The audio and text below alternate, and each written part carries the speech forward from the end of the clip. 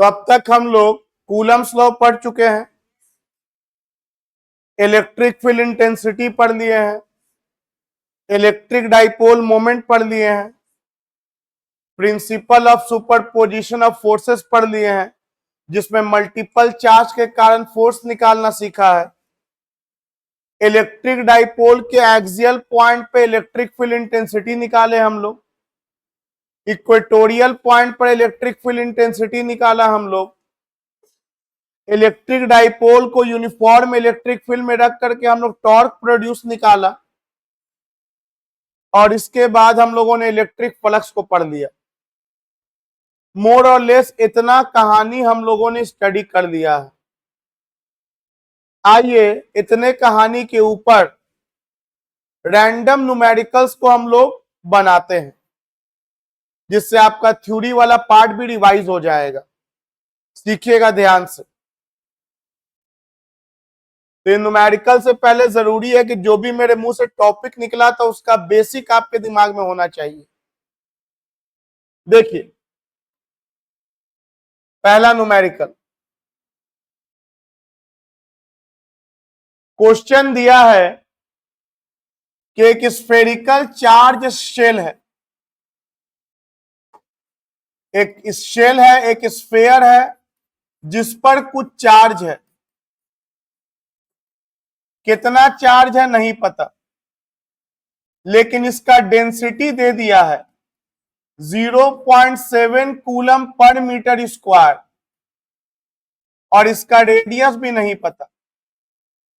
तो एक शेल है, एक स्फेयर है जिस पर सरफेस चार्ज डेंसिटी दे दिया है, और चार्ज क्या है नहीं पता। आगे बोला है इस पे और चार्ज दे दो। तो तुम बताओ, इस पे अगर हम और चार्ज दे देंगे तो डेंसिटी सेम रहेगा या बढ़ जाएगा?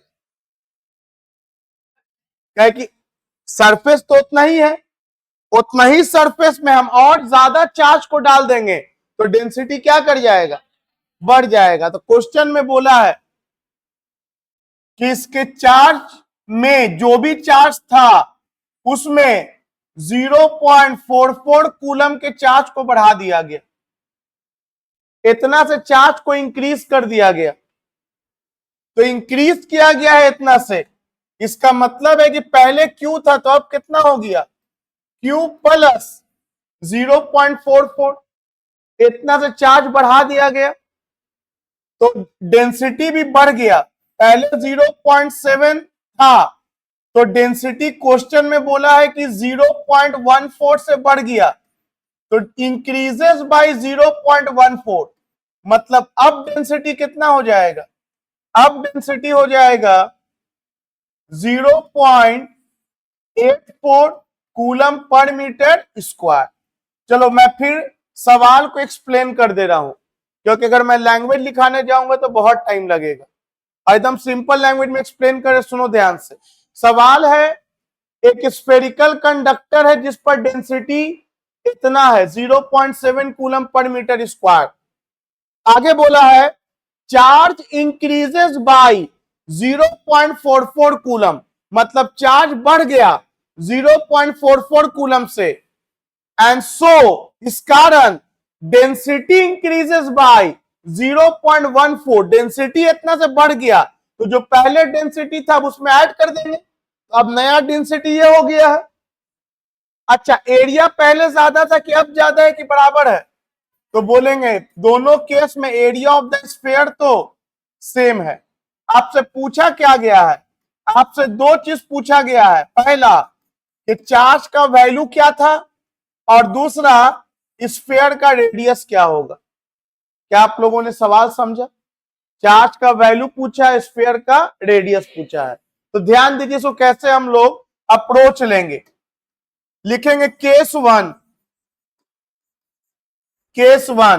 बताइए सरफेस चार्ज डेंसिटी का फॉर्मूला क्या होता है? Charge per unit area Q by 4 pi R square.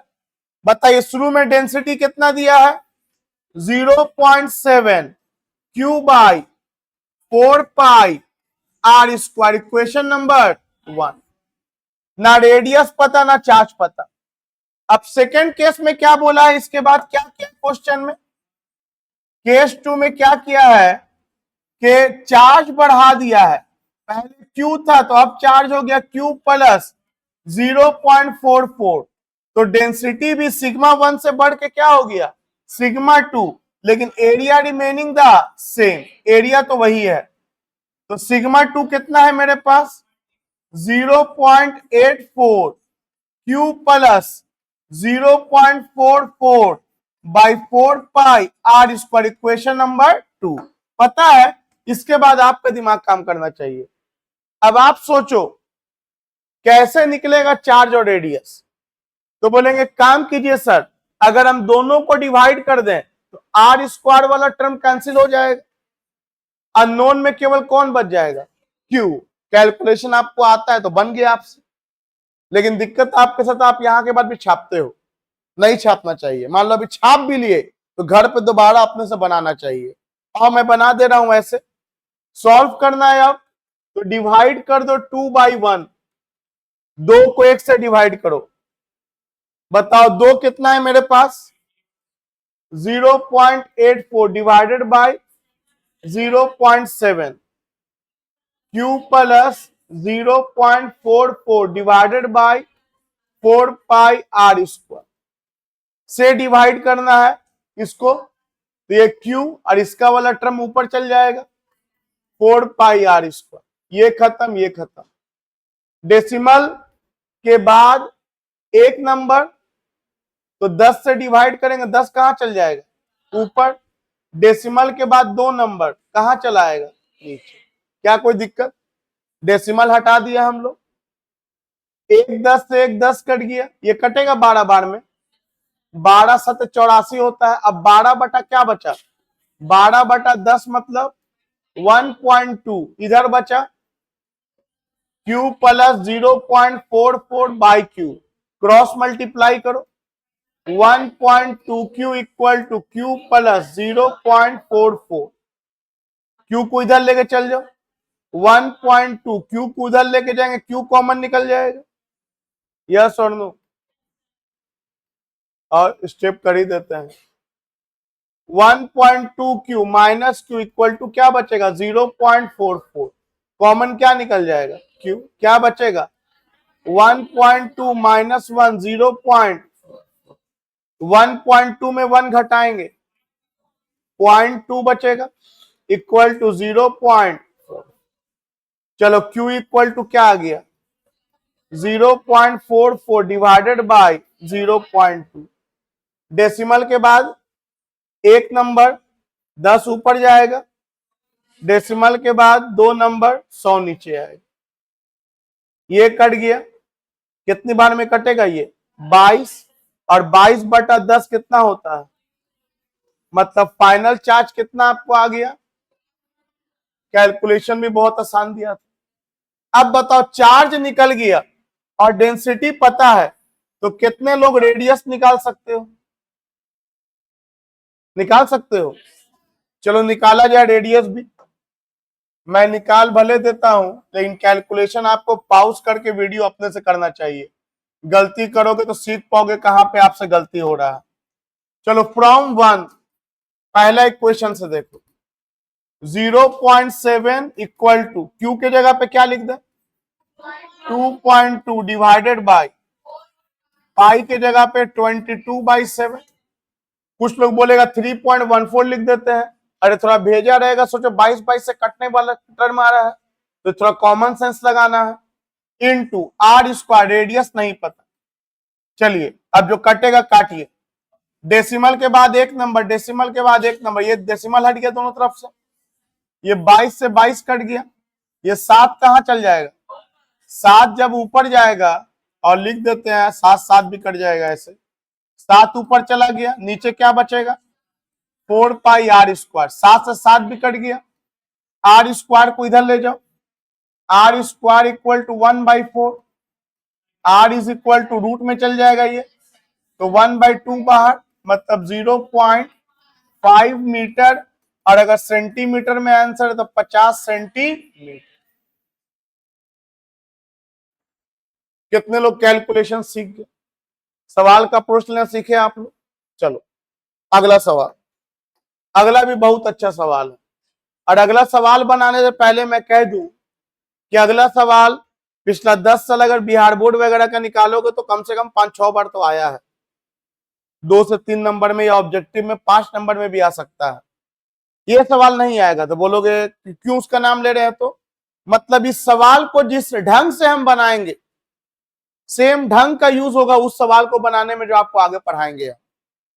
और ऐसा ऐसा 10 सवाल आएगा, लेकिन 10 सवाल बनाने के बजाय इस एक सवाल के अप्रोच को सीख जाओ, ऐसा ऐसा आने वाले में 10 सवाल आपसे बन जाएगा। ये सवाल तीनों बोर्ड, तीनों के लिए इंपॉर्टेंट है। बिहार बोर्ड, सीबीएसई कंपटीशन, तीनों में इक्वल वेटेज है इसका, सब जगह आता है। और सीखो सवाल क्या है। सवाल है कि there are 64 identical drops spherical. 64 drop है, ना भी बोलेगा तो ड्रॉप बोलेगा तो स्फेरिकल लेके चलना। ऐसा ऐसा 64 ड्रॉप है, 64 आइडेंटिकल मतलब सबका रेडियस सेम, प्लीज बोर्ड पे ध्यान दे। ऐसा ऐसा 64 ड्रॉप है, 64 ड्रॉप है, सबका रेडियस सेम मान लो r। आगे बोला है सब पर सेम चार्ज है, सब ड्रॉप पे क्या है, चार्ज का वैल्यू सेम। मुझे इतना बता दो कितने लोग सरफेस चार्ज डेंसिटी का फॉर्मूला लिख दोगे एक ड्रॉप पे, तो बोलेंगे हाँ सर देखिए ना ये ड्रॉप है ना, इसके पास कुछ ना कुछ सरफेस है और इस सरफेस के ऊपर आप क्या दिए हुए हैं, चार्ज, तो इसके पास जरूर होगा सरफेस चार्ज डेंसिटी। तो क्या लिखेंगे, लिखेंगे surface charge density of each small drop, each small drop, हर ड्रॉप का सरफेस चार्ज डेंसिटी कितना होगा, charge by 4 pi r square.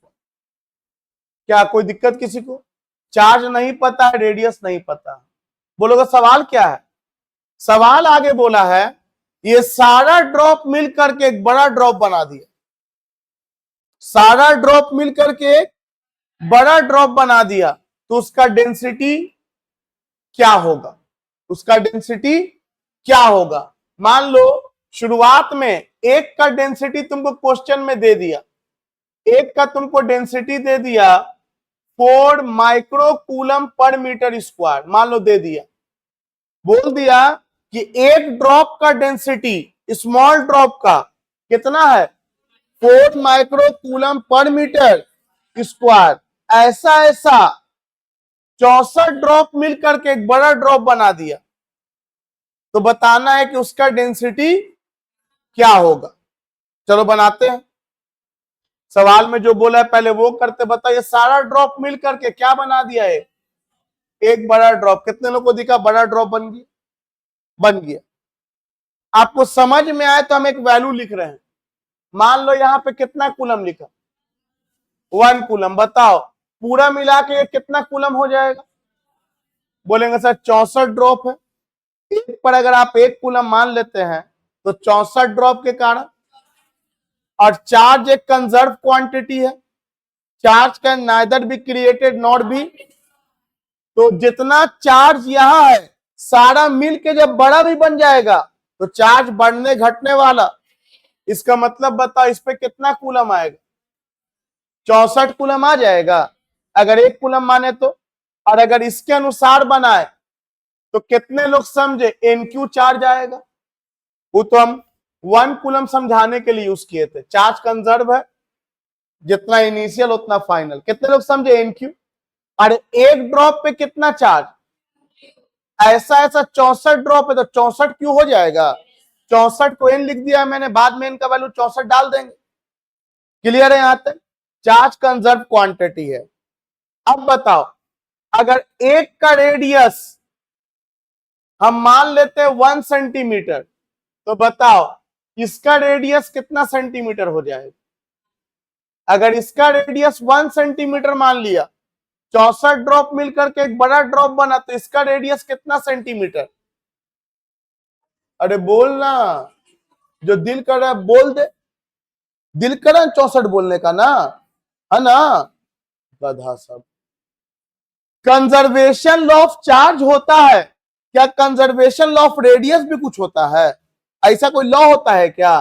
तो डेफिनेटली ऐसा नहीं कह सकते हैं कि ये अगर 1 सेंटीमीटर का है और 64 लोग मिलेगा तो ये 64 सेंटीमीटर का हो जाएगा, ऐसा कोई कहानी। ये क्वेश्चन मेंसुरेशन का, मैथमेटिक्स का। अगर आपको मेंसुरेशन नाम याद होगा मैथ में तो ठीक है, वहां होता था कि एक बड़ा गोला है, पिघला के छोटा छोटा गोला बना दिया गया, उसका रेडियस क्या होगा।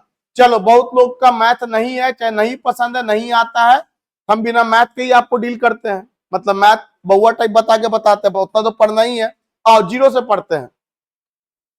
चार्ज में कोई दिक्कत है तो बोल दो पहले, हाँ या ना। ना, क्या कि चार्ज कंजर्व है जितना इनिशियल। अब रेडियस में रिलेशन सोचना है, किसमें सोचना है? बोलोगे क्यों सोच रहे हैं सर? तो बोलेंगे देखो इसलिए सोच रहे हैं, ध्यान देना, साथ में पढ़ना मेरे। क्योंकि बताओ आज क्या कोई नया थ्योरी पढ़ा रहे हैं हम? जितना पढ़ चुके उसी का यूज कर रहे हैं, तो मेरे अकेले लिख देने से कुछ नहीं होगा। 1000 जगह पे सब लिखा हुआ है, साथ में हम लोग मिलकर आज पढ़ो, साथ में लगे रहो एकदम। और जहां पे लाइन नहीं समझ में आएगा, हाथ है, ये मत सोचना कि रिकॉर्डिंग चल रहा तो कैसे बोले, हाथ है खड़ा कर दो, हम एक्सप्लेन करेंगे। Surface charge density of one big drop. बताइए बड़े वाले का ड्रॉप का डेंसिटी क्या होगा? सिग्मा बिग कितना होगा? इस पर चार्ज हो गया क्यू, हाँ या ना, और इसका एरिया क्या हो जाएगा? 4 पाई।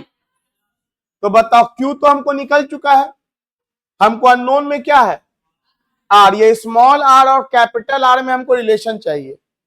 हमको स्मॉल आर और कैपिटल आर में क्या चाहिए और कैसे निकालेंगे? तो देखो सुनो ध्यान से, कुछ कंजर्व हो चाहे ना हो, जूनियर क्लास में आप लोगों ने पढ़ा होगा कि solids and liquids have fix volume. सुने हो? जितना वॉल्यूम इधर का होगा उतना ही वॉल्यूम इधर का होगा। वॉल्यूम कहने का मतलब और सिंपल करो, मान लो ये 1 लीटर का बोतल है, तो कितना लीटर पानी हुआ इधर?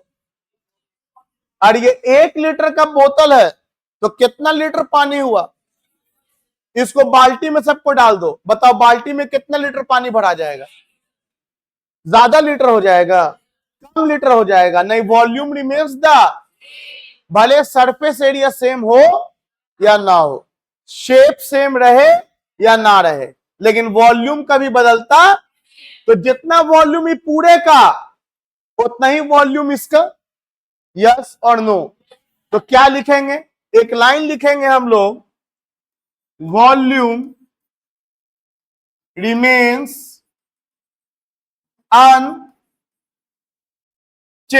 वॉल्यूम नहीं बदलने वाला है, तो वॉल्यूम नहीं बदलने वाला, इसका मतलब क्या हो गया?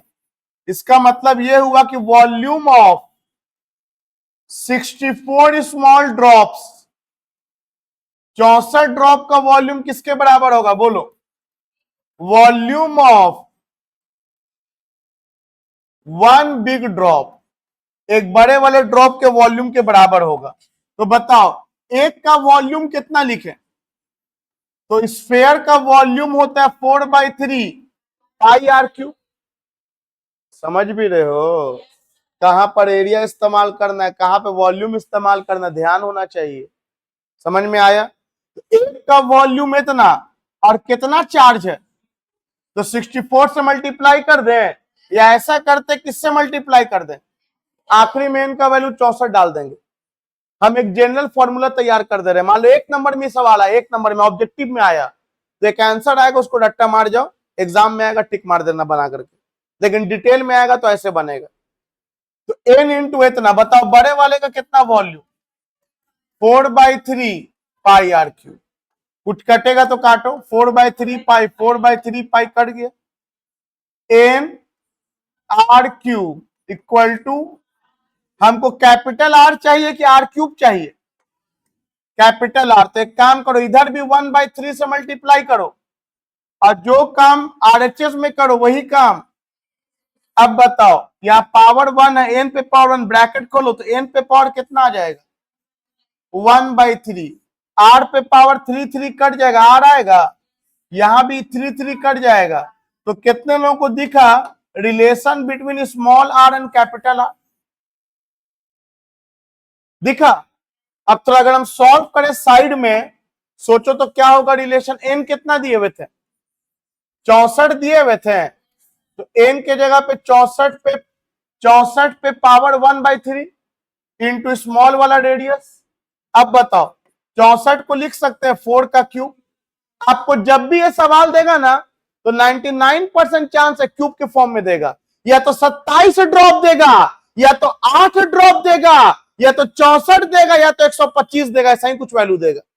और नहीं दिया तब कोई बात नहीं, तब पावर में रह जाएगा तुम्हारा, लेकिन जनरली आपको क्यूब के फॉर्म में देता है। चलो 4 का क्यूब पे पावर 1/3। तो बताओ इसका मतलब क्या हुआ? इसका मतलब हुआ कि रेडियस जो है ना वो 64 गुना नहीं होगा, 4 गुना होगा। हाथ खड़ा करो, कितने लोग समझे? अगर इसका रेडियस 2 सेंटीमीटर होता और 64 मिलता तो ये कितना होता? 8 सेंटीमीटर। आई होप आप लोग समझ गए इस बात को, रेडियस में क्या रिलेशन है। चलो अब बताओ तो सिग्मा बिग कितना हो जाएगा? अब बताओ सिग्मा बिग कितना हो जाएगा? तो बोलेंगे देखिए सर, सिग्मा बिग समझ रहे हो ना, सरफेस चार्ज डेंसिटी ऑफ बड़े वाले का। बताओ कैपिटल क्यू के जगह पे क्या लिख दे? एन क्यू लिख दे। कोई दिक्कत है किसी को? डिवाइडेड बाई बोलो 4 पाई। कैपिटल आर के जगह पे क्या लिख दे? 4r। और 4r का क्या है? तो 4r के जगह पे कितने लोग समझे कि एन आर लिख दे? सॉरी, एन पे पावर 1/3r का क्या कर दे? देखो आसानी से अगर बनाना होता ना जल्दी जल्दी तो हम 4r लिखते हैं, लेकिन आपको हम कॉन्सेप्ट सिखाना चाह रहे हैं, समझ भी रहे हो। कोई 4r लिख के बनाएगा तो गलत आ जाएगा, नहीं वो इसका आंसर चला आएगा, लेकिन आपको हम ऐसे बना रहे हैं, सीखो ध्यान से। चलो बताओ कितना हो जाएगा ये? साथ में करो, साथ में करो, साथ में करो मेरे। Sigma big N Q by 4 pi r square, हाँ या ना? इसके अलावा नीचे पे एन पे पावर क्या बच गया? कितने लोगों को दिख रहा है एन पे पावर 2/3? अरे एन पे पावर 1/3 इंटू 2 है, पावर से पावर मल्टी, तो 1/3 इंटू 2/3 होगा। अब तुम अच्छे से देख करके बोलो, सोच समझ करके बोलो, कितने लोगों को इसका वैल्यू क्वेश्चन में दे रखा है? बोलेंगे हाँ सर वो तो स्मॉल वाले का है, क्वेश्चन में आप दिया था कि स्मॉल वाले का इतना है। तो यहां पर हम sir 4 micro coulomb per metre square डाल देंगे। समझ में आया आप लोगों को? तो बताओ इसको थोड़ा ऊपर लेकर के जाओ तो बताओ तो सिग्मा भी कितना हो जाएगा? बेस सेम है तो पावर जुड़ ना जाएगा, तो 1-2/3। कितने लोग समझे 1-2/3? और एन पे पावर यहां क्या है, और ये ऊपर जाएगा तो -2/3, बेस से में पावर जुड़ जाएगा। और बताओ इतना वो क्या बोलते हैं, सरफेस चार्ज डेंसिटी किसका? स्मॉल वाले का जो था। अब बताओ 1-2/3 कितना हो जाता है? बोलो बोलो। अच्छा यहां यहां ऐसे ऐसे करके लिख रहे, समझ में आ रहा है? समझना है आपको, सही तरीके से उतारना है। हम चाह रहे हैं एक बोर्ड में लिखा जाए, छापना थोड़ी है, छापने के लिए थोड़ी बैठे हुए हो। तो बताओ एन पे पावर कितना होगी? 1/3। और ये कौन हो गया? स्मॉल। तो बताओ अगर कंपटीशन में आया या ऑब्जेक्टिव में आया तो सीधे इसको याद रखेंगे, सीधे इसको याद रखेंगे। 64 ड्रॉप है तो बताओ 64 ड्रॉप के लिए क्या लिखे बोलो तुम लोग? बोलेंगे सिग्मा बी, 64 को लिख सकते हैं 4 का क्यूब, और 4 का क्यूब पे पावर 1/3। और ये स्मॉल वाले का कितना दिए हुए हैं? 4 माइक्रो कूलम पर मीटर। इसको तो बताओ ये 3 से 3 खत्म, 4 चौके 16 micro coulomb per metre square. ये बड़ा वाले पे डेंसिटी निकल गया। कितने लोग समझे? क्या बड़ा वाले पे 64 गुना हो गया? नहीं, कितना गुना हुआ? तो कभी कभी आपसे ये भी पूछ सकता है कि रेशियो बता दो, आप ये बता दो कितना गुना सरफेस चार्ज डेंसिटी चेंज हुआ है, कितना गुना चेंज हुआ है। तो कितना गुना चेंज हुआ है? 4 गुना कि 16 गुना? 4 गुना। 16 तो आया ना, उसका 4 था, 16 आ गया। कितना गुना चेंज हुआ है? 4 गुना सरफेस चार्ज डेंसिटी चेंज हुआ है, बढ़ गया है। आई होप क्लियर है आप लोगों को। तो इस टाइप का सवाल आता है, ऐसा ऐसा 8-10 सवाल और है, खाली फॉर्मूला अलग है, बेसिक यही रहेगा जो आपको हम पढ़ाया, volume remains constant, small are capital R में रिलेशन। चलिए एक और सवाल उठाते हैं, ध्यान दीजिएगा, एक और अच्छा सवाल। यह सवाल एनसीईआरटी का है। आइए देखिए यहां ध्यान से, पहले सवाल समझ लीजिए फिर इसको डिस्कस करते हैं। देखो रे बाबू, as I repeat, it is a good question of NCERT, सीखोगे ध्यान से। ये ऊपर में एक पॉजिटिव प्लेट है, नीचे में निगेटिव प्लेट है। बताओ इलेक्ट्रिक फील्ड कहां से कहां होगा? पॉजिटिव से निगेटिव। इसके बाद क्या बोला है? यहां पर एक प्रोटॉन को रख के छोड़ दिया। हम आंसर नहीं डिस्कस कर रहे, हम सवाल डिस्कस कर रहे हैं। प्रोटॉन को रख के वहां पे छोड़ दिया। प्रोटॉन को कितना दूरी पे रख के छोड़ दिया? तो वाई का वैल्यू दिया है। बोला है ये प्रोटॉन कितना देर में यहां पे पहुंचेगा, टाइम टेकन बाय प्रोटॉन निकालना है इस प्लेट पर पहुंचने के लिए। अरे निगेटिव वाला पॉजिटिव को खींचवे ना करेगा, तो बताना है कि प्रोटॉन कितना टाइम लेगा यहां तक पहुंचने में। आगे सवाल में बोला है इलेक्ट्रिक फील्ड को रिवर्स कर दिया गया। क्या कर दिया गया? रिवर्स कर देने का मतलब है कि जरूर ऊपर क्या हो गया होगा? माइनस, और नीचे क्या हो गया होगा? इलेक्ट्रिक फील्ड को रिवर्स कर दिया गया। मैग्नीट्यूड वही रखा गया जो वहां था, सेम मैग्नीट्यूड यहां रखा गया, मॉड में सेम है। अगर यहां इलेक्ट्रिक फील्ड 2000 था तो यहां भी 2000 है, मैग्नीट्यूड में सेम है। और अब यहां पर प्रोटॉन के जगह पर इलेक्ट्रॉन को रख के छोड़ा गया। जहां पर प्रोटॉन रख के छोड़ा था वहां पर किसको रख के छोड़ा? बताओ इलेक्ट्रॉन कहां जाएगा, नीचे या ऊपर? प्रोटॉन तो नीचे गया था, इलेक्ट्रॉन कहां जाएगा? बोलेंगे सर वो भी नीचे जाएगा। आप देखिए ना, इसमें दिमाग का लगाना है, प्लस प्लस माइनस वो खींच लेगा नीचे। आप इलेक्ट्रिक फील्ड भी तो पलट दिया है, आप ना पलटते तो प्रोटॉन इलेक्ट्रॉन ऊपर भाग जाता। तो चलो ये इलेक्ट्रॉन भी जाएगा नीचे। तो बताना है कि किसके द्वारा ज्यादा टाइम लगेगा पहुंचने में? प्रोटॉन के द्वारा ज्यादा टाइम लगेगा या आपको टाइम कंपेयर करना है? एंड अगेन ये क्वेश्चन तीनों बोर्ड के लिए इंपॉर्टेंट है, तीनों के लिए। बोर्ड तीनों कहने का मतलब है Bihar board, CBSE and competition. फर्क सिर्फ क्या है कि सीबीएसई में पूरा आएगा जितना बताने जा रहे हैं, पूरा डिटेल। बिहार बोर्ड में उससे ऑब्जेक्टिव आएगा छोटा छोटा छोटा छोटा, बहुत सारा ऑब्जेक्टिव आएगा। ठीक है, आपको लंबा नहीं लिखना, आपको ऑब्जेक्टिव टाइप इसका क्वेश्चन आता है। आइए, मतलब ये सब वो क्वेश्चन है अभी पढ़ा रहे हैं, अभी याद हो जाना चाहिए, और घर पे सिर्फ प्रैक्टिस। अभी ऐसा नहीं फील आना चाहिए ये वाला बात थोड़ा बाउंस कर गया, जहां बाउंस करेगा हाथ तक खड़ा कर देना, दोबारा फिर बता देंगे, ध्यान दोगे। इतना कम से कम आपको खाली याद है ना, इलेक्ट्रिक फील्ड इंटेंसिटी किसको बोलते हैं? एक कूलम पे लगने वाले फोर्स को इलेक्ट्रिक फील्ड इंटेंसिटी बोलते हैं। यूनिट चार्ज पे लगने वाले फोर्स को, यूनिट चार्ज पे ई फोर्स लगेगा तो क्यू चार्ज पे। और आपको ये भी याद होगा कि चार्ज पॉजिटिव होगा तो फोर्स इलेक्ट्रिक फील्ड के डायरेक्शन में, और चार्ज निगेटिव होगा तो इलेक्ट्रिक फील्ड के डायरेक्शन के अपोजिट। ठीक, इतना याद है तो आपको समझ में आएगा। आइए बता रहे हैं, देखिए ध्यान से सभी लोग, भूल जाइए पहले इलेक्ट्रॉन का निकालना, चलिए पहले प्रोटॉन का निकाल देते हैं। इलेक्ट्रॉन को भूल जाओ, अरे जैसे प्रोटॉन का निकालेंगे वैसा ही इलेक्ट्रॉन का निकालोगे खाली। चलो बनाते हैं, प्लीज ध्यान दो सवाल क्या है। सवाल है दो पैरेलल प्लेट है। अरे कौन सा प्लेट है? दो पैरेलल प्लेट है, ऑपोजिटली चार्ज। और इलेक्ट्रिक फील्ड जाहिर सी बात है पॉजिटिव से कहां है, निगेटिव। इसका वैल्यू दिया हुआ है, क्वेश्चन में दिया रहेगा। यहां पर एक प्रोटॉन को रख के छोड़ दो, रख के छोड़ देने को बोला है, मतलब यू का वैल्यू 0 मीटर पर सेकेंड, और रख के छोड़ा है, इसका मतलब टाइम का वैल्यू 0। तुम मुझे ये बताओ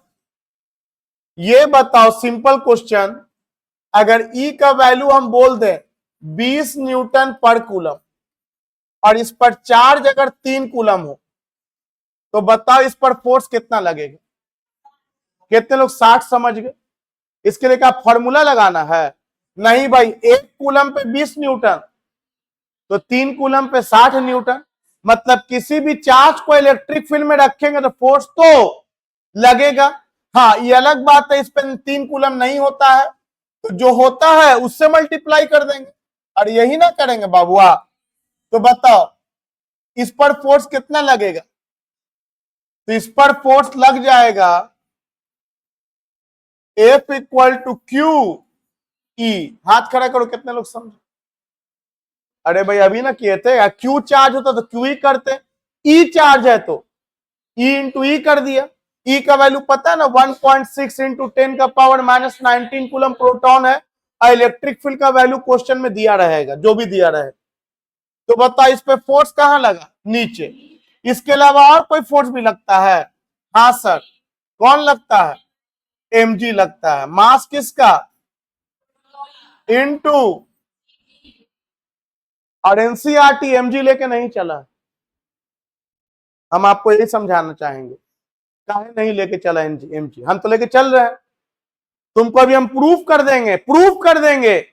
mg लेके चलो या ना चलो कोई फर्क, लेकिन हम प्रूफ कर रहे हैं। एनसीईआरटी में प्रूफ नहीं किया है, लैंग्वेज में लिखे हुआ है उसको। तो आओ देखो ध्यान से, यहां जो बता रहे हैं वो उसका वीडियो आपको इधर उधर नहीं मिलेगा, सीखो ध्यान से। इतना तो आपके दिमाग में आया, प्रोटॉन पे कितना फोर्स लग रहा है? एक इलेक्ट्रिक फील्ड के कारण और एक अपने मास के कारण, वेट के कारण। चलो, और आप सब जानते हैं न्यूटन्स लॉ से कि नेट फोर्स इक्वल टू होता है मास इनटू, जानते हैं न्यूटन्स लॉ से। और क्योंकि दोनों फोर्स का डायरेक्शन सेम है, ऐड हो जाएगा। तो बताओ नेट फोर्स कितना हो जाएगा, बोलो? नेट फोर्स हो जाएगा ई प्लस mg, हाँ या ना? और फोर्स के जगह पे क्या लिखेंगे? मास of proton into acceleration of proton. क्यों लिखना पड़ रहा है? क्योंकि इलेक्ट्रॉन से कंपेयर करेंगे अभी हम। तो जहां हम P लिख रहे हैं वहां तुम इलेक्ट्रॉन की जगह पे E लिख दोगे। हम प्रोटॉन का सिखा दे रहे, कितने लोग इलेक्ट्रॉन का बना लोगे? सेम प्रोसेस से बनेगा मेरे दोस्त। चलो आगे तुम लोग बोलो क्या लिखे? E plus mg। तो बताओ तो एक्सलरेशन कितना आ जाएगा? इसको इधर लेके आओ, पटको इधर। E plus mass of proton into जी, एकदम साथ में चलो मेरे, divided by mass of proton. इसको नीचे लेके चले गए, तो बताओ एक्सलरेशन ऑफ प्रोटॉन कितना निकला? E by mass of proton plus mass of proton into g by mass of proton. अरे अलग अलग कर दे दोनों को, जो कटेगा काटो, कट गया। चलो ई का वैल्यू बताओ क्या होता है? 1.6 इंटू 10 का पावर माइनस 19 कूलम। मान लो इलेक्ट्रिक फील्ड इंटेंसिटी का वैल्यू कितना दे दिया है? 1000 दे दिया, मान लो 1000 दे दिया, डिवाइडेड बाय प्रोटॉन का मास 1.67 10 का पावर माइनस 27 प्लस 10, जी का वैल्यू 10 मान लो। चलो कितने लोग समझे? लिख दिया मैंने सब कुछ। अरे 9.8 होता, लगभग 10 मान लिया।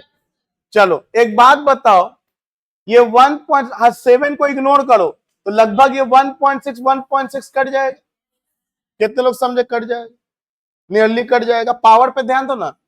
बताओ 10 का पावर माइनस 19 और ये माइनस 27 ऊपर जाएगा तो प्लस 27, इसके अलावा और कितना जीरो है? Plus 3 plus 10। तो बताओ कितना हो गया? 27 और 3 30, 30 में से 19 जाएगा, प्लस 10 कितना आ जाएगा? 10 पे पावर, 10 पे पावर। बहुत खतरनाक, बहुत खतरनाक गधा लोग, एक नंबर का तुम लोग गधा है, कैसे जोड़ घटाव करता है। 10 पे पावर 11 का मतलब होता है 1 2 3 4 5 6 7 8 9 10 11, है ना? और इसमें कितना जोड़ना है? 10। और तुम लोग बहुत खतरनाक तरीके से जोड़ते हो, 0 प्लस 0 2 जीरो, तब ना 11 से 12 जीरो हो जा रहा है। तुम्हारे अनुसार मल्टीप्लाई और प्लस में कोई फर्क ही नहीं है। आप मल्टीप्लाई करिए सर या प्लस करिए सर, हम तो 12 बना देंगे। कितना लोग को दिखा गलती? दिखा? बताओ, इतना बड़ा वैल्यू में 10 को जोड़ो, क्या फर्क पड़ेगा? तो बताओ इसका आंसर 10 का पावर क्या हो गया? हाथ खड़ा करो, कितने लोग समझे? यही कारण है कि एनसीईआरटी एमजी को लेकर के नहीं चलता है। सीखे आप लोग रीजन?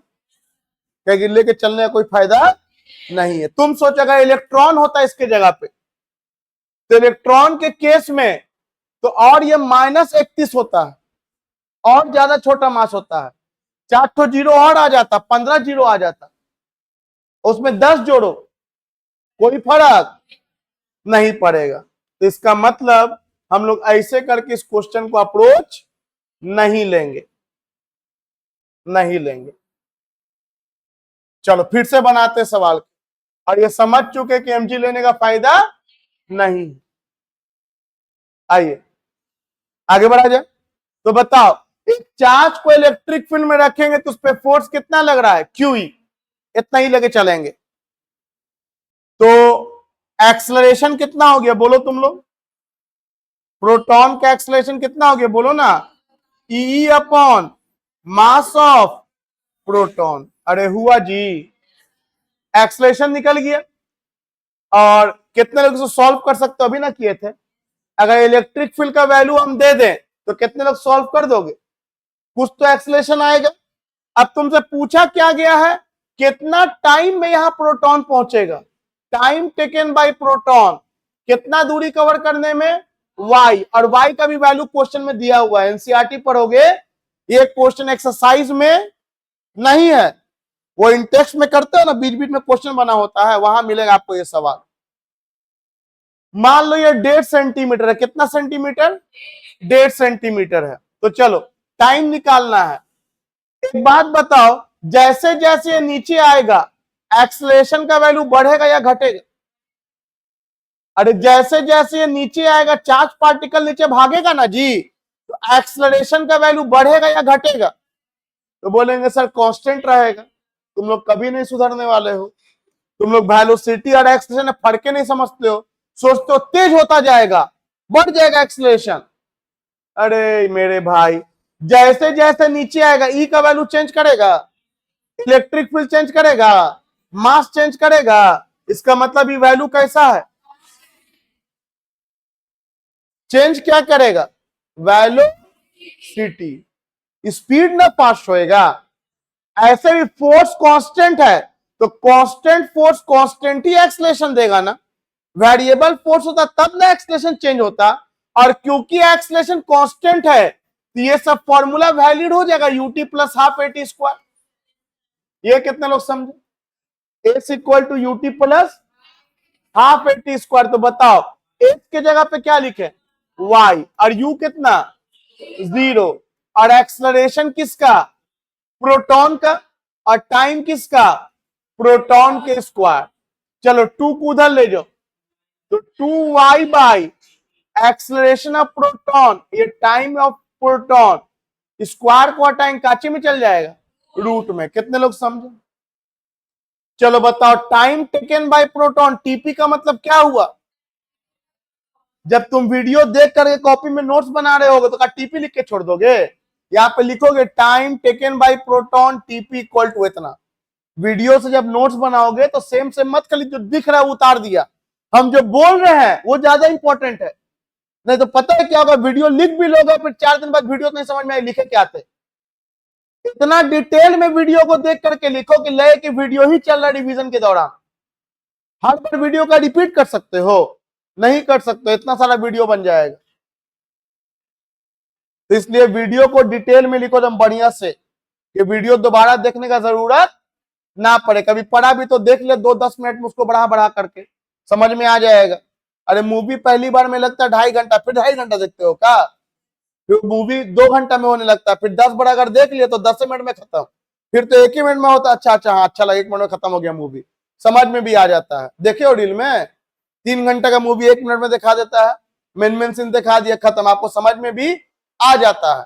तो ऐसा नहीं कि आपको हर बार रिवीजन में उतना ही टाइम लगेगा, कि 1.5 घंटा का वीडियो है, जब भी रिवाइज करेंगे 1.5 घंटा लगेगा।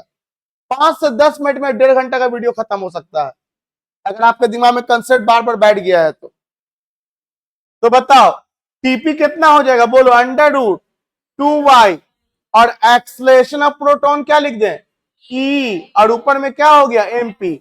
बोलेंगे बिहार बोर्ड में क्या देता है सर, तो बिहार बोर्ड में बस यही सब टिक मारने के लिए देगा, कि ज्यादा खतरनाक है, याद होना चाहिए। सीबीएसई में तो बनाने के लिए देगा डिटेल में, बिहार बोर्ड में बोलेगा एक्सलेशन ऑफ प्रोटॉन, 4 ऑप्शन मार देगा, मार दो ऑप्शन रिवर्स टिक। बोलेगा टाइम टेकन बाय प्रोटॉन, मार दो ऑप्शन रिवर्स टिक। आपको ऑप्शन देगा 4 ठो, ऐसा था क्वेश्चन देगा। कितने लोग इलेक्ट्रॉन के लिए बना सकते हो, बना लोगे?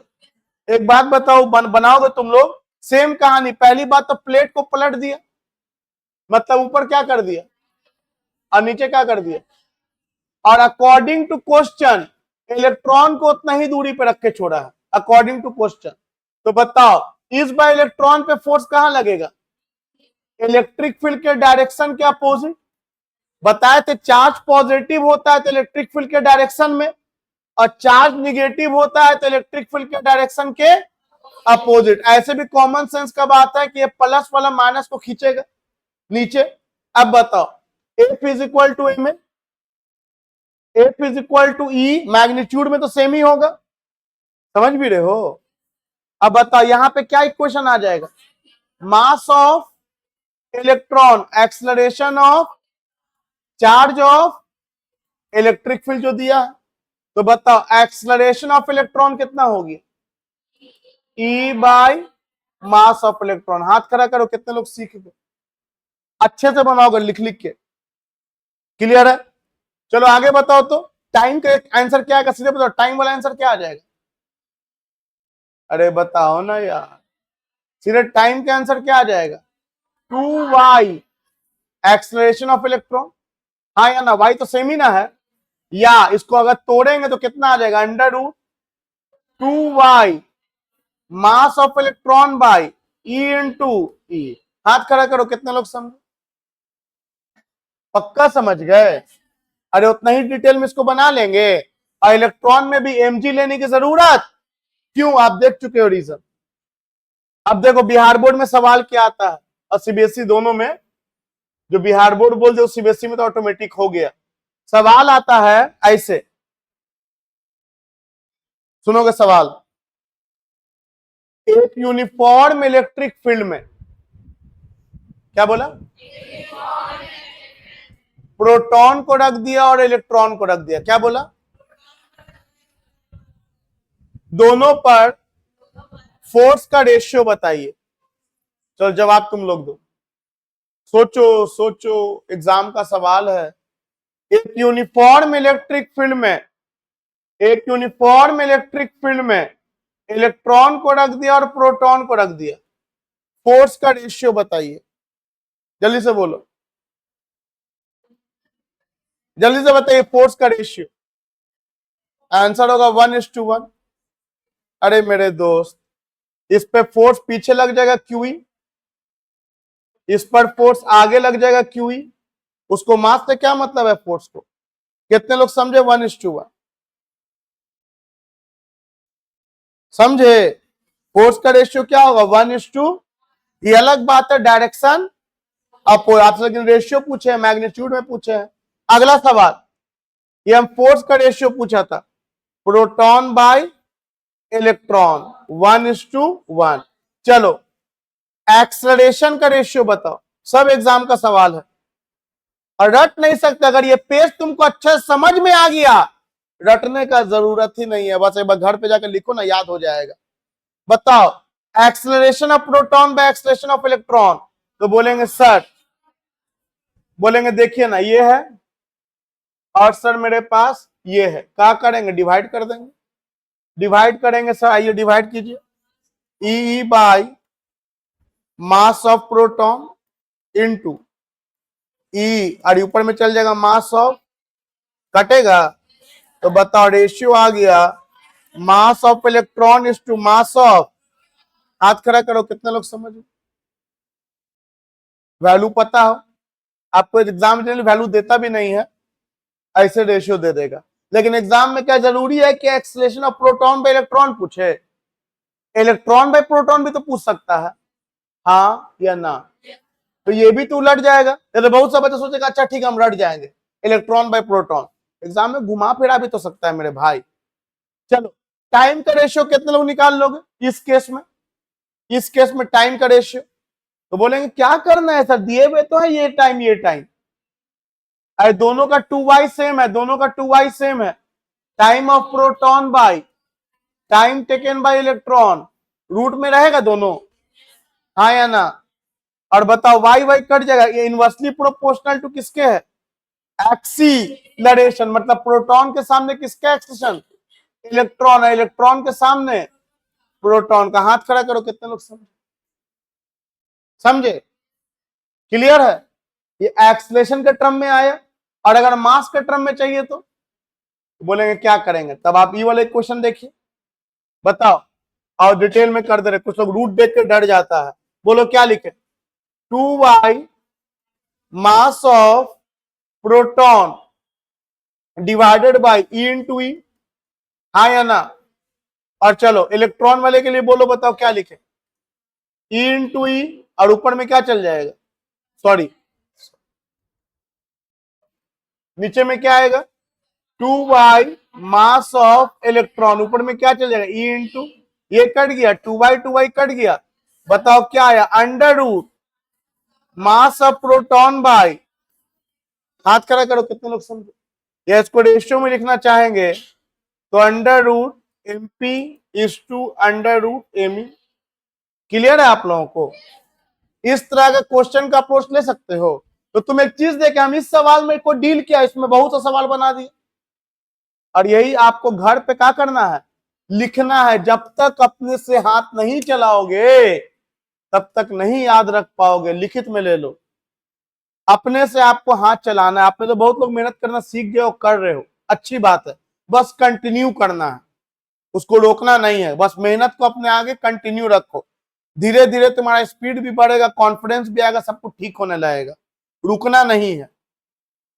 चलो आगे देखो ध्यान से, अब इसी तरह का एक और सवाल उठाते हैं। मान लो तुमसे ये बोल दिया प्रोटॉन को रखा और ड्यूट्रॉन को रखा, क्या बोला, इलेक्ट्रॉन नहीं ड्यूट्रॉन। अब ड्यूट्रॉन क्या होता है ये समझो, समझो ध्यान से, यहां देखो, ये होता है हाइड्रोजन, ये भी होता है हाइड्रोजन, लेकिन ये दो आइसोटोप है हाइड्रोजन का, हाइड्रोजन का ये दो आइसोटोप है, ये होता है प्रोटियम जिसको पीरियोडिक टेबल में जगह मिला है, और ये होता है ड्यूटीरियम, और यहीं पे ड्यूट्रॉन दिखेगा। सुनो सुनो ध्यान से, प्रोटॉन क्या होता है, प्रोटॉन वो होता है जिसका एटॉमिक मास क्या होता है 1 mu, और चार्ज कितना होता है +e, सुनाई दिया, यही ना प्रोटॉन चार्ज को इंडिकेट करता है। और ड्यूट्रॉन क्या होता है, ड्यूट्रॉन वो होता है जिसका मास जो होता है प्रोटॉन के मुकाबले डबल, हाथ खड़ा करो, ड्यूट्रॉन का प्रॉपर्टी कितने लोग समझे, ड्यूट्रॉन का मास प्रोटॉन के मुकाबले डबल, और चार्ज क्या रहता है सेम। अब इतना तुमको जानकारी हम दे दिए, अब तुमको हम बोले एक यूनिफॉर्म इलेक्ट्रिक फील्ड में प्रोटॉन को रखा और ड्यूट्रॉन को रखा, बताओ फोर्स का रेशियो क्या होगा, एक यूनिफॉर्म इलेक्ट्रिक फील्ड में प्रोटॉन और न्यूट्रॉन को रख के छोड़ देंगे, फोर्स का रेशियो क्या होगा? बोलो, फोर्स का रेशियो क्या होगा? तो बोलेंगे सर प्रोटॉन पे फोर्स लगेगा E इंटू ई, और न्यूट्रॉन पर भी फोर्स लगेगा E इंटू ई। चार्ज तो दोनों पे सेम है, फोर्स को मास से तो मतलब है नहीं। तो बताओ फोर्स का रेशियो क्या होगा? प्रोटॉन इज टू न्यूट्रॉन के फोर्स का रेशियो 1:1। हाथ खड़ा करो, कितने लोग समझे? समझा? चलो एक्सलरेशन का रेशियो बताओ। एक्सलरेशन ऑफ प्रोटॉन हो जाएगा E/mp। ये कितने लोग समझे? E/mp समझा चुके ना बाबू कि फोर्स होता है QE और फोर्स होता है मास इनटू एक्सीलरेशन। तो एक्सीलरेशन कितना हो गया? QE/m। अब अगर चार्ज प्रोटॉन है तो Q के जगह P आ जाएगा, Q के जगह P आ जाएगा। तो बताओ एक्सीलरेशन ऑफ न्यूट्रॉन क्या हो जाएगा? E by mass of neutron, mass of neutron हो जाएगा। रेशियो आप पूछ रहे हैं ना सर, आइए ना रेशियो आपको हम दे देते हैं। तो दोनों का रेशियो में ये तो कट जाएगा, और मास इनवर्सली प्रोपोर्शनल ना है, तो प्रोटॉन के सामने किसका मास और न्यूट्रॉन के सामने, और न्यूट्रॉन का मास प्रोटॉन के मुकाबले दोगुना होता, अभी ना समझाएं। न्यूट्रॉन का मास दुगना होता प्रोटॉन से, तो बताओ रेशियो क्या आ गया? कितने लोग सीख गए? अरे भाई सीख गए। फिर देखो यहां एक और सवाल। एक बात जानो, इलेक्ट्रोस्टैटिक्स ऐसा चैप्टर है इसका न्यूमेरिकल अगर पूरा बनाने पे आदमी आ जाए तो कम से कम 1 साल लगेगा। इतना टाइप्स का न्यूमेरिकल है, ये फैक्ट है। भले टीचर इसको एक्सेप्ट करे ना करे अलग बात है। तुम खुद ही यूट्यूब पे देखो तो एगो टीचर एगो चैप्टर 2,000 न्यूमेरिकल बनाए, कोई दूसरा बनाएगा 2,000, दूसरा टॉपिक का बनाएगा उसी चैप्टर का। तो बोलोगे हम लोग कितना पढ़ेंगे? तो हम जो आपको अभी करा रहे हैं ना वो 2,000 न्यूमेरिकल नहीं बनवाए, लेकिन एक न्यूमेरिकल बना रहे हैं, वैसा वैसा 200 न्यूमेरिकल दिख जाएगा। समझ में आ रहा है क्या बोल रहे हैं ना? तो कम से कम इतना पे अच्छा नहीं बहुत अच्छा कमांड करो, तो आपका भी लेवल उस लेवल का हो जाएगा। उतना टाइप्स करा रहे हैं तो आपका नंबर ऑफ न्यूमेरिकल्स मोर और लेस उतना चला जाएगा। जैसे एक और क्वेश्चन है इसमें, इस तरह से सोच के देखो, ये भी आपको हम पहले इसका हिंट दे चुके हैं। क्वेश्चन है कि एक प्रोटॉन यहां पे रुका हुआ हवा में, सुनाई तो दिया? हवा में रुका हुआ है। बताओ हवा में रुका हुआ का क्वेश्चन कराएं कि नहीं? यह सजा के वीडियो देखो जो क्लास नहीं किए हो। रुका हुआ का मतलब क्या है? तुम बताओ इलेक्ट्रिक फील्ड कहां है, ऊपर या नीचे? इलेक्ट्रिक फील्ड कहां है, ऊपर या नीचे? अगर यही माइनस वाला चार्ज होता तो नीचे। ये आपको याद होना चाहिए। अब जो ये बता पा रहा है उसका कंसेप्ट ठीक है, बढ़िया समझ में आएगा मेरा बात। मान लो गलती से किसी ने बोल दिया कि इलेक्ट्रिक फील्ड का मुंह नीचे है, तो एक बात बताओ mg कहां लगेगा? नीचे। Mass of proton into g, proton बोल दिया, mg कहां लगा? नीचे। और इलेक्ट्रिक फील्ड कहां है? नीचे। इलेक्ट्रिक फील्ड नीचे का मतलब ऊपर जरूर प्लस होगा, नीचे इलेक्ट्रिक फील्ड पॉजिटिव से, तो ये प्लस इस प्लस को नीचे ही रिपेल कर देगा ना। तो बताओ दोनों फोर्स अगर नीचे रहेगा तो कभी इक्विलिब्रियम में रहेगा? मैंने ये पूरा आपको एक्सप्लेन किया था पूरा एक वीडियो में, प्लीज जाके उसको देखिए अगर नहीं याद आ रहा है तो इसका मतलब इसमें जो इलेक्ट्रिक फील्ड है वो कहां है? इलेक्ट्रिक फील्ड के ऊपर होने के वजह से इस पर एक ऊपर क्यूई फोर्स लग जाएगा। इस पे क्या लग जाएगा? क्यूई, और ये इक्विलिब्रियम में है, इक्विलिब्रियम में है। सुनाई दिया? अब सवाल क्या है? सवाल है अचानक से इलेक्ट्रिक फील्ड को रिवर्स कर दिया गया, तो इसका एक्सलेशन बताओ। सवाल सुन लिए? इलेक्ट्रिक फील्ड को क्या कर दिया गया? सवाल फिर सुनो, सवाल है एक प्रोटॉन रेस्ट में, हवा में, हवा में रेस्ट में। इतना जब सवाल में बोल दिया तो मेरे दिमाग में फिगर बन जाना चाहिए, मेरे दिमाग में ये फिगर बन जाना चाहिए था। ये आपको बनना, इस सवाल में नहीं देगा ऐसा फिगर, ये आपको बन जाना चाहिए। हवा में रुका हुआ है, नीचे तो mg लग रहा होगा, नीचे नहीं जा रहा मतलब ऊपर उतना ही फोर्स लग रहा होगा। और उतना ही फोर्स ऊपर तब लगेगा जब इलेक्ट्रिक फील्ड का मुंह ऊपर होगा तो क्यू ऊपर लग जाएगा, और क्यू ऊपर लग जाएगा मोर ओवर या रुका हुआ है हवा में। रुका हुआ का मतलब हो गया कि मास ऑफ प्रोटॉन इंटू जी का वैल्यू ई इंटू ई के बराबर हो गया। अब आगे सवाल में क्या बोला है, आगे सवाल में बोला इलेक्ट्रिक फील्ड को उलट दिया। तुम बताओ जैसा ही इलेक्ट्रिक फील्ड को उल्टेंगे तो क्या होगा। बोलेंगे सर जैसा ही आप इलेक्ट्रिक फील्ड उलटिएगा mg तो नीचे लग ही रहा था और ये क्यू भी कहां लगेगा, तो ये कहां रहेगा, वहीं रहेगा या नीचे भाग जाएगा, पक्का नीचे भागेगा।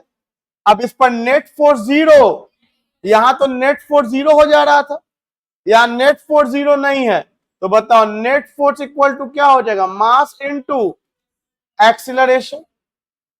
और बताओ नेट फोर्स लिखे कितना, E plus m g is equal to, आपको एक्सीलरेशन निकालना है प्रोटॉन। कितने लोग समझे यहां, अच्छा कितना लोग ये समझे ई को हम mg लिख सकते हैं, यही तो आपको समझना था। देख लो ई का वैल्यू mg के बराबर था, तब ना वो रुका हुआ था। अब बताओ mg प्लस mg 2mg, अरे 2mg हो गया, इधर मेरा mg है, तो बताओ क्या कट गया, इसका मतलब एक्सलरेशन ऑफ प्रोटॉन जो होगा वो कितना होगा, आंसर होगी 19.6 मीटर पर सेकंड स्क्वायर। अगर g का वैल्यू 9.8 लेंगे तो क्लियर है यहां तक। चलिए आगे बढ़ते हैं, देखो यहां ध्यान से, इसी में एक क्वेश्चन आता है प्रोजेक्टाइल टाइप से रिलेटेड, प्रोजेक्टाइल टाइप से रिलेटेड समझोगे ध्यान से। आप जो बताने जा रहे हैं इसके लिए आपको प्रोजेक्टाइल आना चाहिए, आपको प्रोजेक्टाइल अगर आएगा हॉरिजॉन्टल प्रोजेक्टाइल तब ये सवाल आप समझ पाओगे। और पहले हम शुरू का 5-7 मिनट प्रोजेक्टाइल पढ़ाते। प्रॉब्लम 12th के साथ बस यही है कि 12th में अगर अच्छा लेवल पे जाओ, खासकर सीबीएसई लेवल या कंपटीशन लेवल, तो 11 सब जगह मिक्स है, बिना 11 के 12 बनवे नहीं करता है। लेकिन टाइम कितना देखे, थोड़ा टाइम ना, 10 मिनट में नहीं हो पाएगा, लेकिन हड़बड़ा के समझाएंगे, फायदा ही क्या होगा, समझाना है तो। आओ एक ऐसा सवाल उठाते हैं, एनसीईआरटी का क्वेश्चन नंबर 13 उठाते हैं। आपको हम एनसीईआरटी का कूलम्स लॉ का 1 बनवा दिए थे, 2 बनवा दिए थे, 12 बनवा दिए थे, 13 नहीं बनवाए थे। असल में 13 जो है ना वो चैप्टर 2 का सवाल है, लेकिन फिर भी आपको हम समझा सकते हैं और समझाने जा रहे हैं। क्या ध्यान दोगे, 13 को समझाने से पहले आपको कुछ कॉन्सेप्ट हम बता रहे, सुनोगे ध्यान से, आराम से, अगेन हड़बड़ाना नहीं, आराम से समझो। देखो ये एक मेटालिक स्फीयर है, मुझे इतना देख के बता दो इसमें एक्सेस ऑफ इलेक्ट्रॉन है कि डिफिशियंसी ऑफ इलेक्ट्रॉन है, इलेक्ट्रॉन ज्यादा है या इलेक्ट्रॉन का कमी है, इलेक्ट्रॉन का कमी है। मतलब इस पर चार्ज है, इस पर क्या है, मान लो इस पर चार्ज है 6e, इतना चार्ज है, एक पे ई चार्ज 6 का 6e चार्ज, इतना चार्ज है इस पे, और इसका रेडियस है 8, इसका रेडियस है 8। बोलो जब भी किसी बॉडी पर चार्ज होगा तो उस पर काम करने का क्षमता होगा, और उस क्षमता को इलेक्ट्रिक पोटेंशियल कहते हैं। मतलब इसके पास क्षमता है, पोटेंशियल है, समझ में आया, इसके पास क्या है, पोटेंशियल। और पोटेंशियल का फॉर्मूला आपको हम चैप्टर 2 में प्रूफ करेंगे, एग्जाम में आता है 5 नंबर में डिराइवेशन उसका। अभी फिलहाल याद करो, पोटेंशियल का फॉर्मूला होता है के क्यू बाई आर, ये के का मतलब पता है Coulomb's constant, 1/4 pi epsilon not भी लिख सकते थे उसको हम लोग।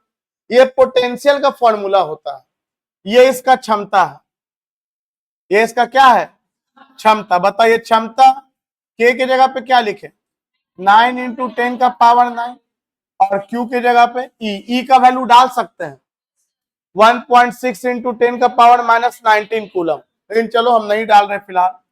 और मान लो रेडियस है 1 मीटर, रेडियस कितना मीटर, 1 मीटर, तो बताइए कितना आ जाएगा, 54 ई इंटू 10 का पावर 9, और पोटेंशियल का यूनिट क्या हो गया, वोल्ट। ये इस पर क्षमता होगी, ये इस पर क्षमता होगी। अब आगे देखो, ये एक दूसरा स्पेयर है और इसके बारे में लिखा है कि अनचार्ज। अनचार्ज मतलब इस पर कोई चार्ज मौजूद, अच्छा चार्ज ही नहीं है तो इसका पोटेंशियल क्या होगी, चार्ज ही जीरो, पोटेंशियल जीरो। तो एक हाइयर पोटेंशियल पे और एक लोअर पोटेंशियल पे, एक हाइयर पे और एक लोअर पे। एक मिनट से, एक मिनट।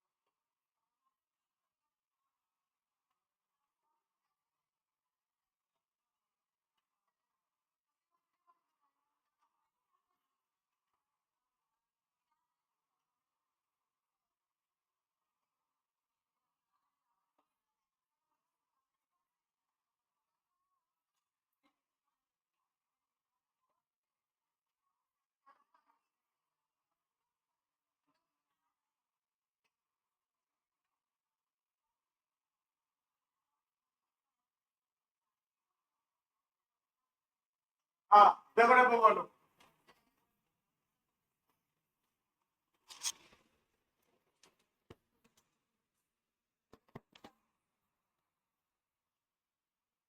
तो इसका क्षमता जीरो होगी। अब दोनों को जब फिजिकल कांटेक्ट में लाएंगे, पढ़ाए थे चार्जिंग बाय कंडक्शन, तो फिजिकल कांटेक्ट में लाएंगे, फिजिकल कांटेक्ट में लाएंगे तो चार्ज का फ्लो होता है तब तक जब तक पोटेंशियल सेम, और चार्ज का फ्लो होता है हाइयर पोटेंशियल से।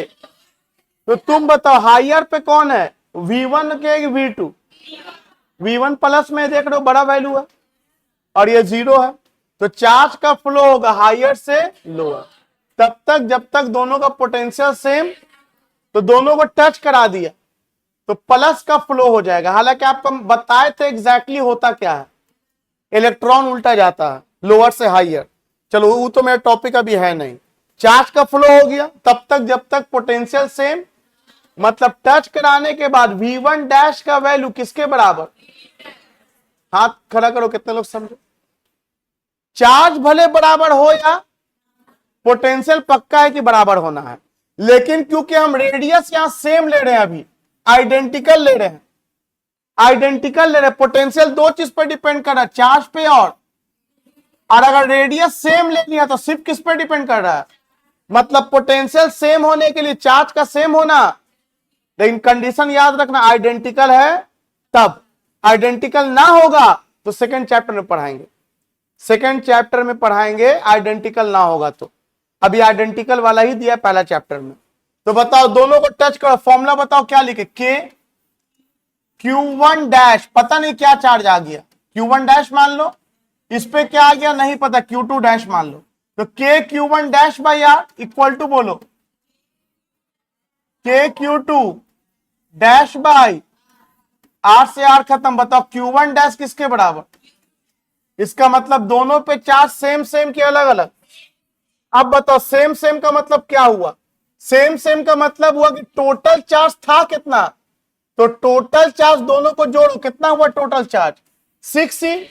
अब इसको आधा आधा कर दो, बोलो कितने लोग समझे, चार्ज निकालना कितने लोगों को आ गया, 3 3 अरे बराबर बराबर बढ़ जाएगा, बराबर बराबर चार्ज अगर बराबर बराबर बढ़ गया और रेडियस तो सेम है तो पोटेंशियल भी क्या हो जाएगा, सेम। चलो एक और सवाल करते हैं। तब ये तो हम पूरा कैलकुलेशन करके सिखाया। देखो यहां ध्यान से, ये 20 कूलम,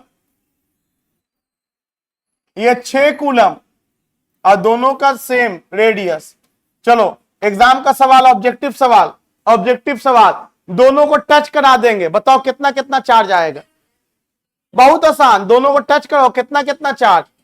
बोलेंगे सर हम समझ चुके, अभी ना बता, बराबर चार्ज हो जाएगा क्योंकि पोटेंशियल बराबर होना है, रेडियस सेम है। तो बताओ बराबर चार्ज के लिए फॉर्मूला क्या होगा, दोनों को जोड़ दो और 2 से, दोनों को जोड़ दो और 2 से, तो दोनों पे 13 कूलम हो गया। चलो अब बताओ, अब कितना कितना, मान लो उस पे -6, इस पे +20 है। हाथ खड़ा करो, कितने लोग सीख गए, समझ में आया आप लोगों को। मतलब दोनों चार्ज को क्या करेंगे, जोड़ देंगे और 2 से, तो ही ना बराबर बराबर बढ़ जाएगा। अब आते हैं एनसीईआरटी का सवाल क्या है, यहां ध्यान दोगे।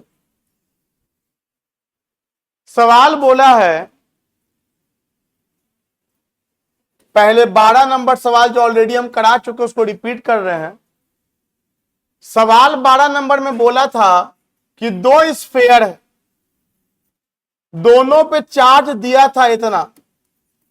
आपको एनसीईआरटी का सवाल एकदम रट्टा मारा हुआ होना चाहिए वैल्यू के साथ।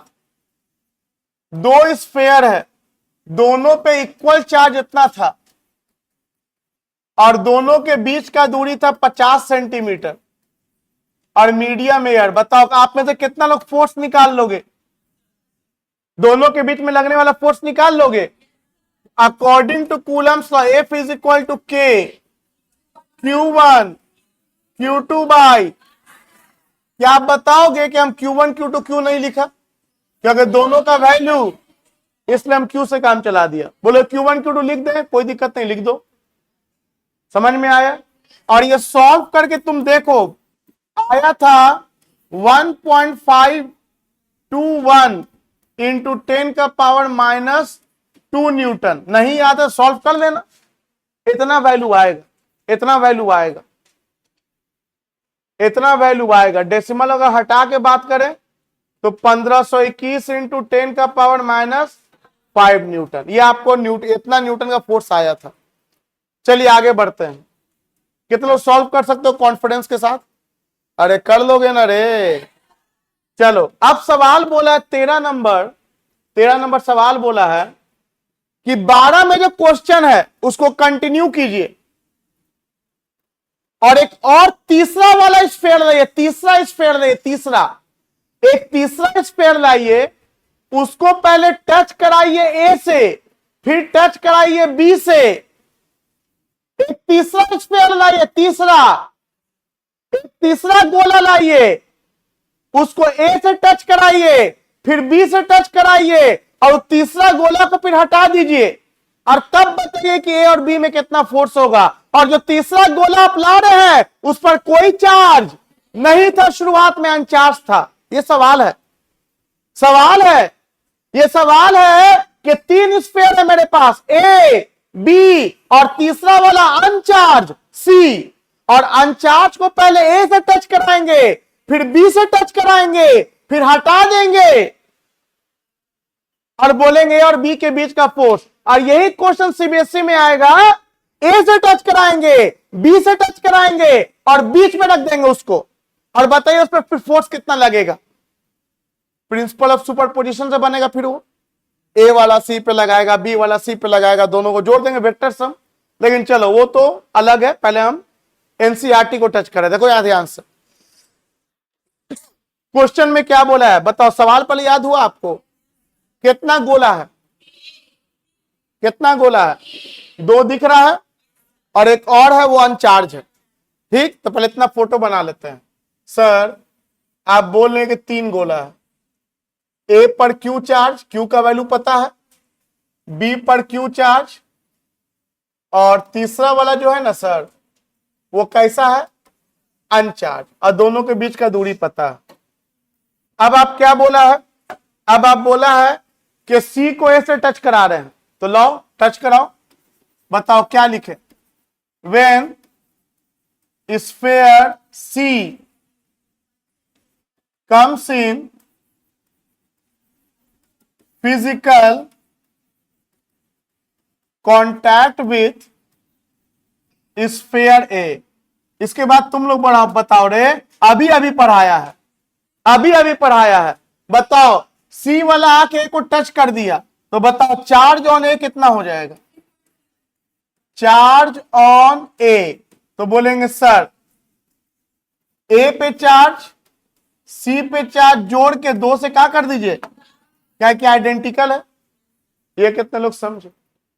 अरे मान लेते एक पर अगर होता 50 कूलम और इस पे 0, तो बताओ कितना कितना हो जाता, 25-25 हो जाता रे।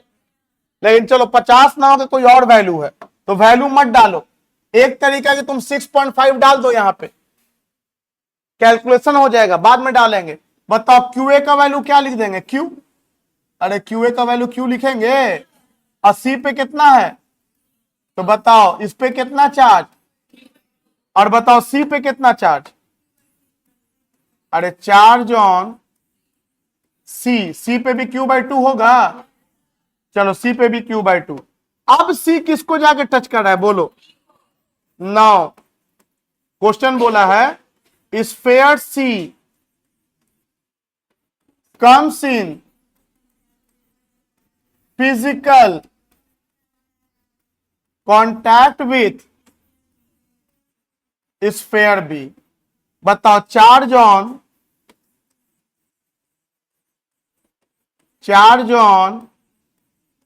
स्फीयर बी क्या हो जाएगा। तो बताओ सी पर अब 0 चार्ज है।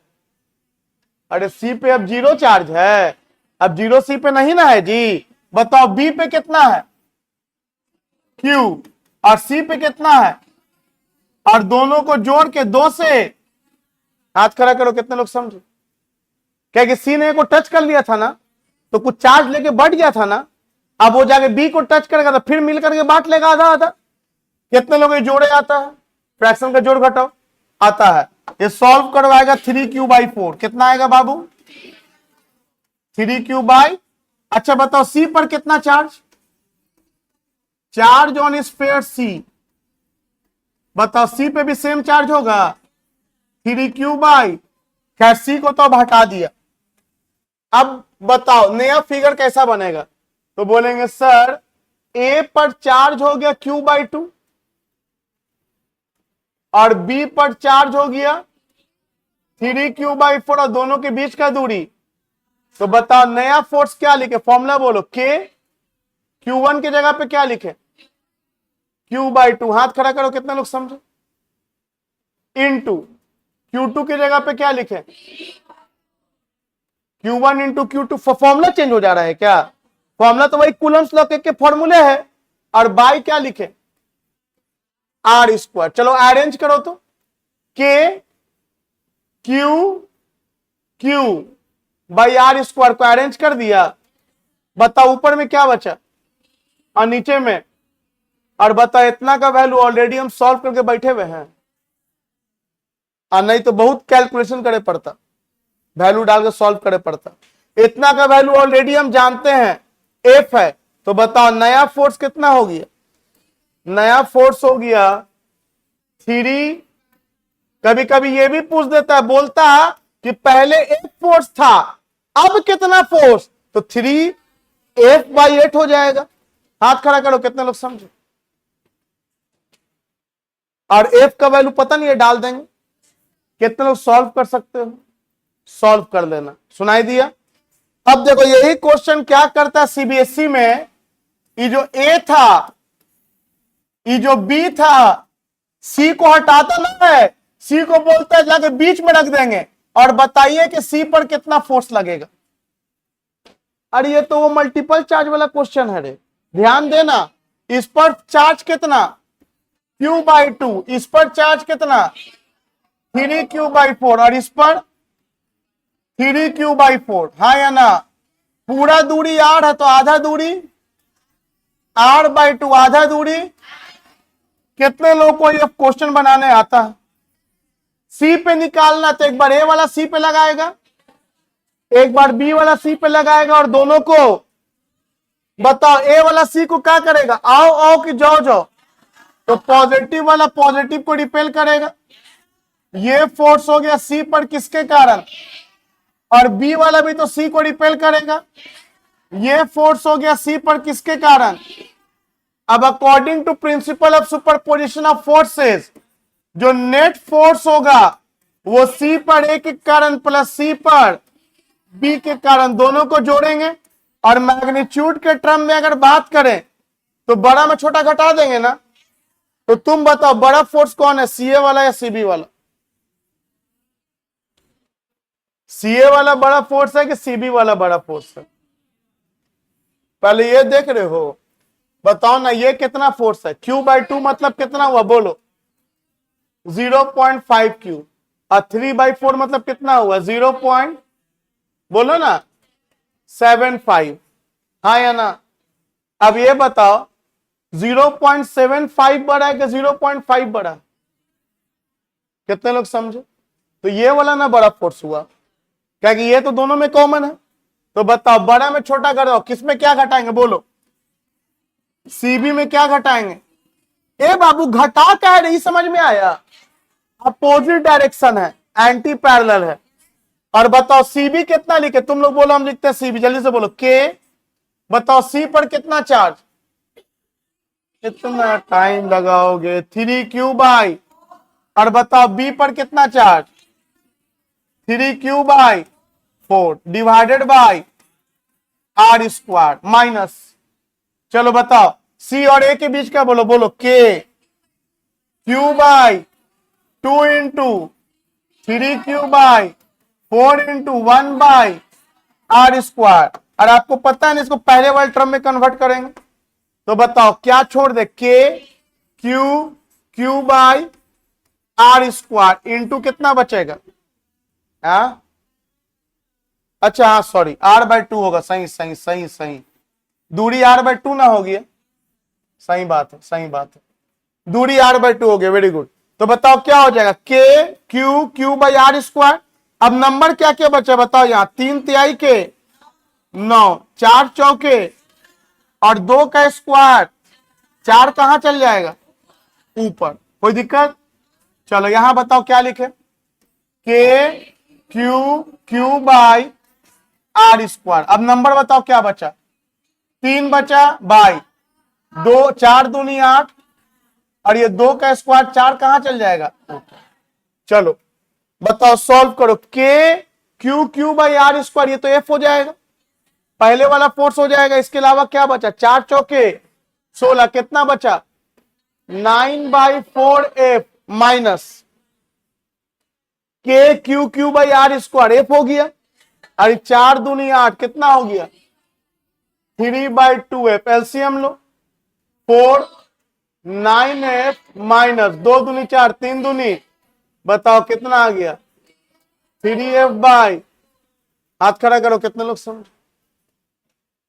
तो वही बात बोले, सीबीएसई में क्वेश्चन भारी नहीं आता, यही सब आएगा। अब ये नहीं कराएंगे, ये नहीं किए रहोगे तो फिर खत्म हो जाओगे। और लिखित में देते बिहार बोर्ड में तो कभी नहीं आएगा, आएगा 2 को चार्ज दे देगा, डिस्टेंस दे देगा, बोले कूलम्स लॉ ये यूज कीजिए, फॉर्मूला भी दे देगा हो सकता है, तो ठीक है हाँ देता है। लेकिन उसके लिए भी तुम देख चुके बिहार बोर्ड बहुआ टाइप है क्या, उसके लिए मेहनत कर रहे हो कि नहीं कर रहे हो, उसके लिए भी इतना डिराइवेशन है, कैलकुलेशन याद करना है। ये थोड़ी है कि बिना मेहनत से कुछ भी हो जाएगा, मेहनत तो उसके लिए भी करना है आपको। तो आपको परसों का रूटीन समझा दिया।